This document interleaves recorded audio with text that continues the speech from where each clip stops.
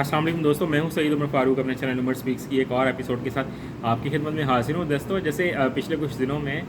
Petrol की price जो है वो बढ़ते बढ़ते एकदम रुक गई, थम गई कि 83 रुपये पेट्रोल का रेट बढ़ जाना था, बट वो रोक दी गई। बिल्कुल उसी तरह हज की जो प्राइसेस हैं वो एकदम बिल्कुल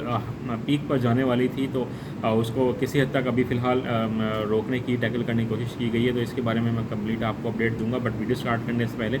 आप लोगों से छोटी सी ये रिक्वेस्ट है कि काइंडली चैनल को सब्सक्राइब कर लें, बिकॉज अभी भी 73% लोग जो हैं वो वीडियो देखकर चैनल को छोड़ जाते हैं। तो आपसे रिक्वेस्ट सिर्फ ये है कि अगर आप हज और उम्रा से रिलेटेड अपडेटेड न्यूज़ जो हैं वो अपने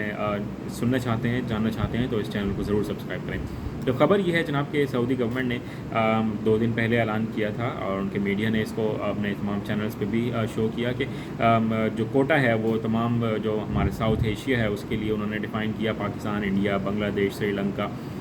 ठीक है, इन कंट्रीज़ के लिए, अफ़गानिस्तान के लिए। बट उसमें उन्होंने साथ एक और भी ऐलान कर दिया था कि तमाम जो हज होगा इस साल वो सिर्फ़ और सिर्फ प्राइवेट सेक्टर के लिए होगा। तो ये जो हमारे ट्रैवल एजेंट थे ये तो बहुत खुश हो गए कि जनाब अब हम अपनी मर्ज़ी के मुताबिक रेट्स लेंगे, बट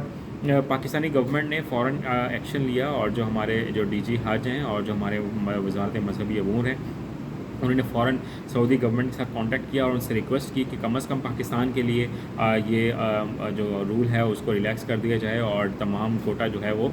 प्राइवेट सेक्टर को ना दिया जाए, क्योंकि पाकिस्तान में लोग इतना एक्सपेंसिव हज जो है वो नहीं कर सकते हैं। तो इस बात को फ़ौरन उन्होंने एक्सेप्ट किया है और जो अभी तक की लेटेस्ट न्यूज़ है वो यही है कि सऊदी गवर्नमेंट ने ये अब पाकिस्तान पर छोड़ दिया है कि आप अपने मुताबिक खुद ही अकॉर्डिंग ये देख लें कि आपने कितना प्राइवेट सेक्टर को कोटा देना है और कितना जो है वो गवर्नमेंट सेक्टर को कोटा देना है। तो ये बहुत अच्छी खबर है, अल्लाह करे ये बात इंप्लीमेंट भी हो जाए। अभी तक तो न्यूज़ कंफर्म ही है, बट चेंज होते हुए कुछ पता नहीं चलता कि अगर खुदा न खास्ता ये तमाम प्राइवेट सेक्टर को मिल जाता तो 8 से 10 लाख से ऊपर ही हज होना था। आप अल्लाह से दुआ ये करते हैं कि ये बात सही हो और ज़्यादा से ज़्यादा जो कोटा है वो गवर्नमेंट सेक्टर को मिले, ताकि लोग जो हैं वो